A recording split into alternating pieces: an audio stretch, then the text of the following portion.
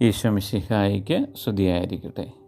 പ്രിയപ്പെട്ടവരെ, കഴിഞ്ഞ ക്ലാസ്സിൽ നമ്മൾ ആരാണ് പരിശുദ്ധാത്മാവ്, പരിശുദ്ധാത്മാവ് എന്താണ് ചെയ്യുന്നത് എന്നതാണ് നമ്മൾ പഠിച്ചത്. ഈ ക്ലാസ്സിൽ എങ്ങനെയാണ് പരിശുദ്ധാത്മാവിനെ നമുക്ക് ലഭിക്കുക എന്നുള്ളതിനെക്കുറിച്ചാണ് നമ്മൾ ചിന്തിക്കുക.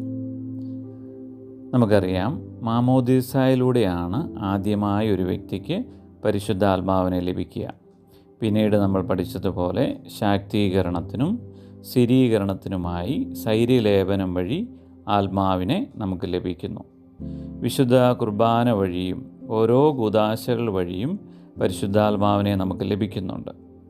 എന്നാൽ നമുക്ക് ലഭിക്കുന്ന പരിശുദ്ധാത്മാവ് നമ്മിൽ നിലനിൽക്കേണ്ടതുണ്ട്.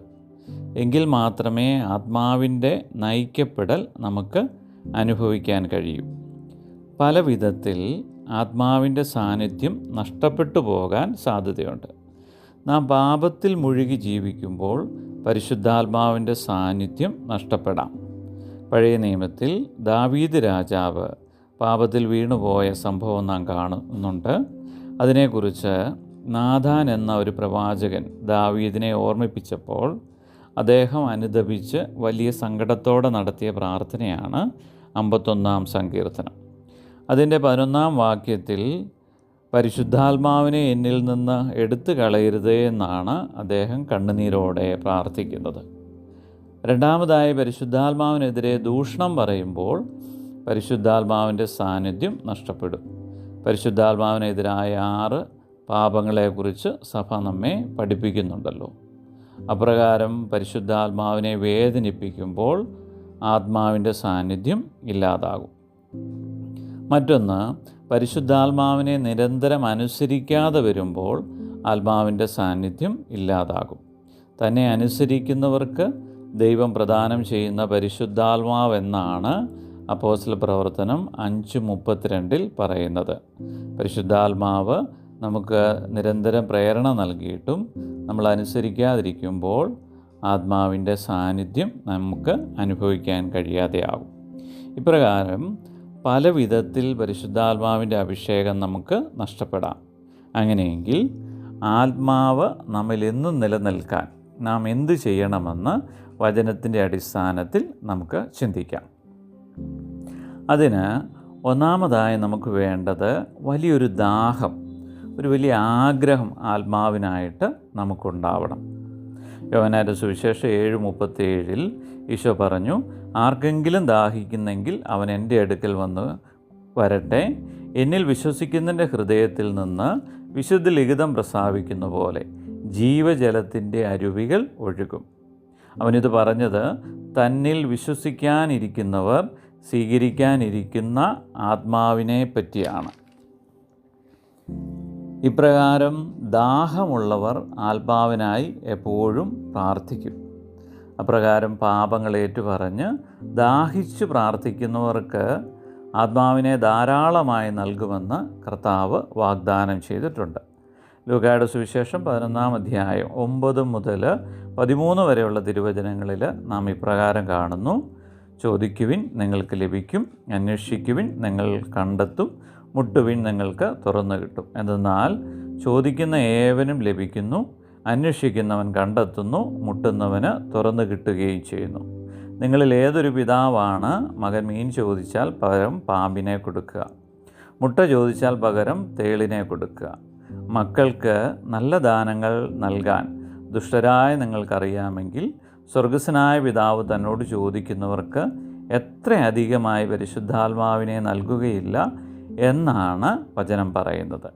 ദാഹിച്ചു ചോദിക്കുന്നവർക്ക് പരിശുദ്ധാത്മാവിനെ നൽകാൻ പിതാവായ ദൈവം തയ്യാറാണ്. ഒരു പ്രാവശ്യം ചോദിച്ചു നിർത്തുകയല്ല വേണ്ടത്, ചോദിച്ചുകൊണ്ടേയിരിക്കണം. നമ്മൾ അന്വേഷിച്ചുകൊണ്ടേയിരിക്കണം, മുട്ടിക്കൊണ്ടേയിരിക്കണം. അപ്പോൾ ആത്മാവിനെ ധാരാളമായിട്ട് നമ്മിലേക്ക് വർഷിക്കപ്പെടും. നിങ്ങളുടെ അപ്പായോടോ അമ്മയോടോ മീൻ ചോദിച്ചാൽ പാമ്പിനെ എടുത്തു തരുമോ? മുട്ട ചോദിച്ചാൽ തേളിനെ തരുമോ? ഇല്ല, ഒരിക്കലും തരത്തില്ല, അല്ലേ? നമ്മളൊരു മീൻ ചോദിച്ചാൽ ഏറ്റവും നല്ല കഷ്ണം മീൻ തരാനായിട്ടാണ് അപ്പയും അമ്മയും തയ്യാറാകുക. മുട്ട ചോദിച്ചാൽ ഒരു മുട്ടയ്ക്ക് പകരം 2 മുട്ട തരാനായിട്ട് അവർ തയ്യാറാവും. കാരണം എന്നാ, അവർക്ക് നിങ്ങളുടെ നന്മ, നിങ്ങളുടെ വളർച്ചയാണ് അവർ ആഗ്രഹിക്കുന്നത്. അങ്ങനെയെങ്കിൽ മക്കളെ, നമ്മുടെ അപ്പയെ അമ്മയെക്കാളും നമ്മെ സ്നേഹിക്കുന്ന കർത്താവ് നിങ്ങളുടെ നന്മയ്ക്കായി ധാരാളമായി പരിശുദ്ധാത്മാവിനെ നൽകാൻ തയ്യാറാണ് എന്ന് ഈ തിരുവചനം വ്യക്തമാക്കി നമ്മെ പഠിപ്പിക്കുന്നു. നമ്മൾ ആഗ്രഹത്തോടെ ദാഹത്തോടെ പ്രാർത്ഥിച്ച് ആത്മാവിനെ നമ്മൾ നേടിയെടുക്കണം. രണ്ടാമതായി, പരിശുദ്ധാത്മാവിനെ കിട്ടാനുള്ളൊരു മാർഗമാണ് വചനം വായിക്കുക, കേൾക്കുക എന്നത്. അപ്പോസ്തല പ്രവർത്തനം 10-ാം അധ്യായത്തിൽ നാം ഇപ്രകാരം കാണുന്നു. ആദ്യത്തെ മാർപ്പാപ്പയായ വിശുദ്ധ പത്രോസ് വിജാതിയർക്കിടയിൽ പോയി പ്രസംഗിച്ചു. അപ്പോസ്തല പ്രവർത്തനം 10:44 ഇപ്രകാരമാണ് കാണുന്നത്. പത്രോസ് പ്രസംഗിച്ചുകൊണ്ടിരിക്കുമ്പോൾ തന്നെ കേട്ടുകൊണ്ടിരുന്ന എല്ലാവരുടെയും മേൽ പരിശുദ്ധാത്മാവ് വന്നു. അതായത് വചനം കേൾക്കുകയും വായിക്കുകയും ചെയ്യുമ്പോൾ ആത്മാവ് നമ്മിൽ വന്ന് നിറയപ്പെടുന്നു. മൂന്നാമതായി, ആത്മാവ് നിറയപ്പെടാൻ നാം കൂദാശകളെ ഭയഭക്തിയോടുകൂടി സ്വീകരിക്കണം. കുമ്പസാരത്തോടും വിശുദ്ധ കുർബാനയോടും നമുക്കൊരു സ്നേഹമുണ്ടാകണം. വിശുദ്ധ കുർബാനയിൽ നമുക്കറിയാവുന്നതുപോലെ ബലിപീഠത്തിലേക്ക് അൾത്താര ശുശ്രൂഷകരാണ് അപ്പവും വീഞ്ഞും കൊണ്ടുവരുന്നത്. ആ അപ്പവും വീഞ്ഞിനെയും വിശുദ്ധ ബലി മധ്യേ പരിശുദ്ധാത്മാവാണ് ഈശോയുടെ തിരുശരീരവും തിരുരക്തവുമാക്കി മാറ്റുന്നത്. പിന്നീട് അൾത്താര ശുശ്രൂഷകർക്ക് അതിന്മേൽ തൊടാനുള്ള അവകാശമില്ല. കാരണം ആത്മാവ് ഇറങ്ങി വന്ന് ഒരു രൂപാന്തരീകരണം വരുത്തിയിരിക്കുന്നു. പ്രിയപ്പെട്ട സഹോദരങ്ങളെ, ഈ ആത്മാവ് നമ്മിലും രൂപാന്തരീകരണം വരുത്തും. നാം പാപങ്ങളേറ്റുപറഞ്ഞ് വിശ്വാസത്തോടെ ദാഹത്തോടെ വിശുദ്ധ കുർബാനയിൽ പങ്കുചേരുമ്പോൾ ആത്മാവ് ധാരാളമായി നമ്മിലേക്ക് വർഷിക്കപ്പെടും. ഇപ്രകാരം ദാഹത്തോടെ പ്രാർത്ഥനയോടെ വചനവായനയിലൂടെയും വിശുദ്ധ കൂദാശകളിലൂടെയും പരിശുദ്ധാത്മാവിനെ സ്വീകരിക്കാനും അഭിഷേകത്തിൽ നിറയാനും നമുക്ക് പരിശ്രമിക്കാം. അപ്രകാരം ഒരു ജീവിതശൈലി സ്വന്തമാക്കാൻ നമുക്ക് കഴിഞ്ഞാൽ നമ്മുടെ ജീവിതം പുതിയൊരു അനുഗ്രഹത്തിൻ്റെ തലത്തിലേക്ക് മാറുന്നത് കാണാൻ സാധിക്കും. അതിനായിട്ട് നമുക്ക് ദാഹിക്കുകയും ആഗ്രഹിക്കുകയും ചെയ്യാം. ദൈവം നമ്മെ എല്ലാവരെയും അനുഗ്രഹിക്കട്ടെ.